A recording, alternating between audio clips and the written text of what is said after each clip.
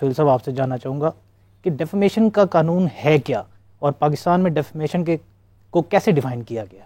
جی بسم اللہ الرحمن الرحیم. بنیادی طور پہ جو آپ کے ورڈز ہیں اٹ میٹرز، اور جہاں تک بات ہے کسی بھی انفارمیشن کی یا کسی بھی متعلق کسی بھی چیز کو بیان کرنے کی، اس کو ایبسولوٹلی جو ہے نا وہ رائٹ قرار نہیں دیا جا سکتا. It has some restrictions. تو ایکسپریشنز یا جو وربل بھی ہوں گے یا ریٹن ہوں گے، اگر وہ کسی کی ریپوٹیشن کو ٹینڈنسی رکھتے ہیں کہ لوور ڈاؤن کرنے کے لیے، تو اس کو کیٹر کرنے کے لیے جو ہے نا وہ ایک قانون بنایا گیا، لا آف ڈیفیمیشن. اچھا، ڈیفیمیشن کا لا جو ہے نا وہ بہت سول اینڈ کرمنل نیچر کا ہوتا ہے. یعنی کہ اگر ہم سول لا کی بات کریں تو سول لا میں ڈیفیمیشن آرڈیننس ہے، اور ابھی ریسنٹلی جو ہے پنجاب ڈیفیمیشن ایکٹ 2024 ہے. اسی طرح کرمنل لا کے اندر پاکستان پینل کوڈ میں سیکشن 500 ہے جو اس سے ڈیل کرتا ہے. ڈیفیمیشن کا مطلب یا کسی کو ڈیفیم کرنا، کوئی بھی ایسی ان ٹرو اسٹیٹمنٹ جس کے ذریعے سے کسی بھی شخص کے ریپوٹیشن جو ہے وہ اسٹیک چلی جائے یا لوور ڈاؤن ہو جائے. Even it is not necessary کہ وہ ثابت کرے کہ یہ لوور ڈاؤن ہوگی، لیکن اگر آپ نے کوئی بھی ان ٹرو فیکٹس یا ان ٹرو اسٹیٹمنٹس جو ہیں وہ کسی ریمارکس کسی کے حوالے سے پاس کیے ہیں تو it will amount to defamation.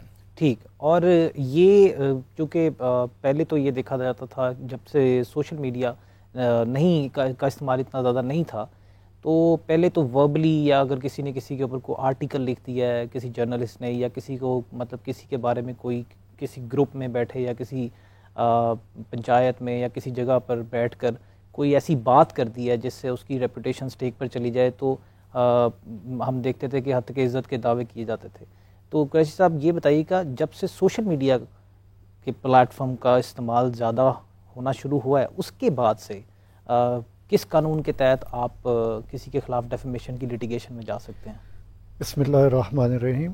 یہ ٹاپک جو ہم پہلے ڈسکس کرتے آئے ہیں ان سے انٹائرلی ہٹ کے ہے، اور یہ وقت کی اہم ضرورت بھی ہے کہ ہمیں آگاہی ہو کہ یہ جو ہے ہم نے سوشل میڈیا پہ اگر اپنے کوئی پیغامات آگے بھیجنے ہیں یا کوئی کسی کے بارے میں بات کرنی ہے تو ہم نے سوچ سمجھ کے بات کرنی ہے، تاکہ کوئی ایسی فالس اسٹیٹمنٹ نہ دیں، کوئی ایسی بات نہ کریں جو کسی کو ہرٹ کرے یا اس کی ریپیوٹ کو ڈیفیم کرے. تو اس کے لیے یہ جنرل پرویز مشرف کے دور میں 2002 میں یہ ڈیفامیشن آرڈیننس وہ لاگو کیا گیا، اور اس میں جو دائرہ اختیار دیا گیا وہ ڈسٹرکٹ کورٹس کو دیا گیا، سول کورٹس کو نہیں. وہاں پہ یہ جو ہے سوٹ فائل کیا جاتا تھا، اور اس کا ٹائم لیمٹ رکھا گیا تھا کہ 90 ڈیز کے اندر اندر یہ سوٹ جو ہے یہ ڈیسائیڈ ہوں گے. تو یہ ایک سپیڈی پروسیس تھا، سمری ٹرائل تھا.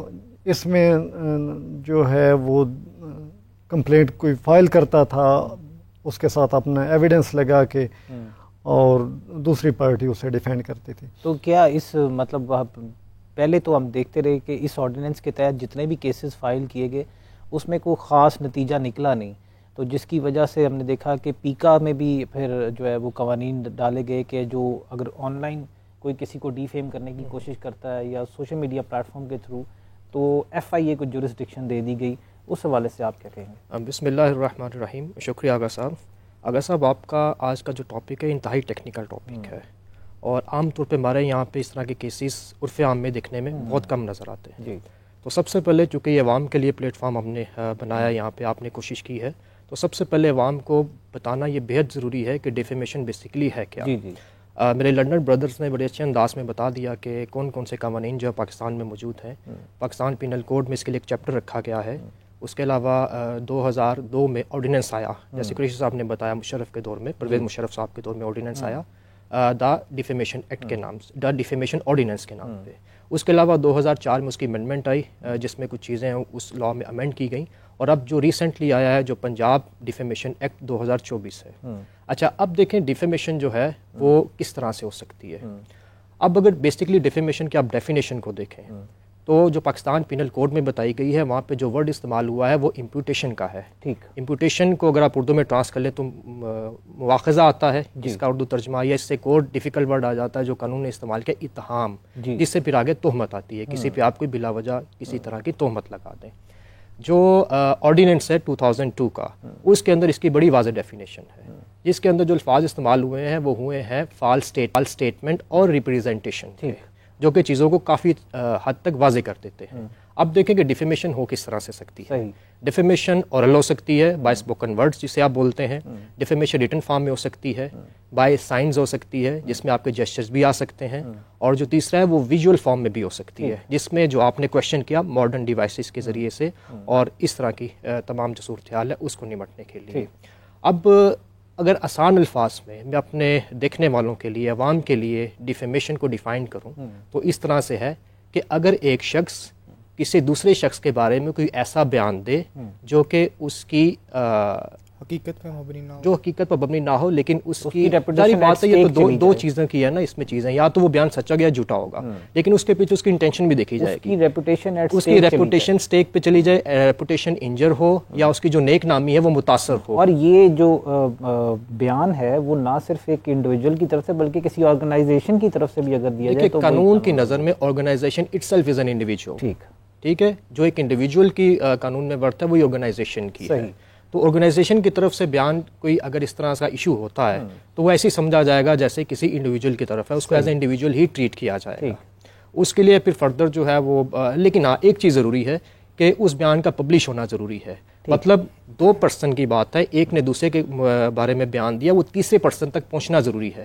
ڈیفیمیشن تبھی کمپلیٹ ہوگی. اور اگر آپ کسی ایسی جگہ بیٹھے ہیں جہاں ویسے ہی کوئی 5-7 لوگ موجود ہیں اور ان کے درمیان آپ کسی کے اوپر کوئی الزام لگاتے ہیں یا اس کو ڈیفیم کرنے کی کوشش کرتے ہیں، تب بھی آپ لیٹیگیشن میں جا سکتے ہیں. بالکل لٹیگیشن میں جا سکتے ہیں. وجہ یہ ہے کہ دوسرے کے بعد تیسرا پرسن شامل ہو گیا ہے، پبلش تو وہ ہوگی نا اس کی بات پھر اسی وقت میں، تو اس کے بعد آپ لیٹیگیشن میں ایز اٹ از جا سکتے ہیں. اب یہ بتائیے گا کہ یہ تو ہو گیا آپ نے ڈیمیجز کی بات کی، سول سوٹ کی.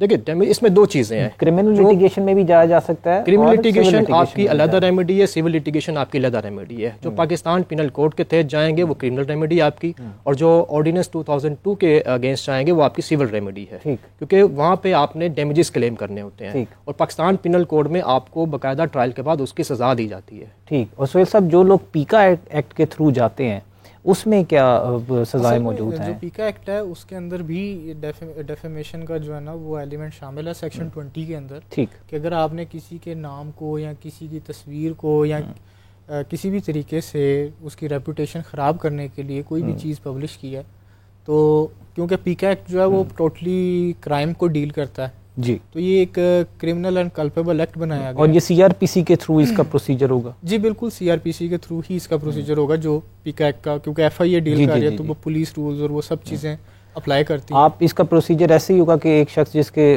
خلاف الزام لگایا ہے وہ ایف آئی اے کو اپلیکیشن دے گا؟ جی بالکل، اس کے اندر وہ اسپیسیفکلی جو لنک جو جہاں پہ الزام لگایا گیا وہ شیئر کرے. ٹھیک. اور اپنی جو کمپلینٹ ہے اس کے اندر پریسائزلی ایکسپلین کریں کہ کون کون سے اس نے ایگزیکٹلی جو ہے نا وہ ایلیگیشنز لگائے ہیں. ٹھیک ہے. فالس ایلیگیشنز لگائے ہیں. ٹھیک ہے. اور اس کو سبمٹ کر دے before the director cyber crime F I a.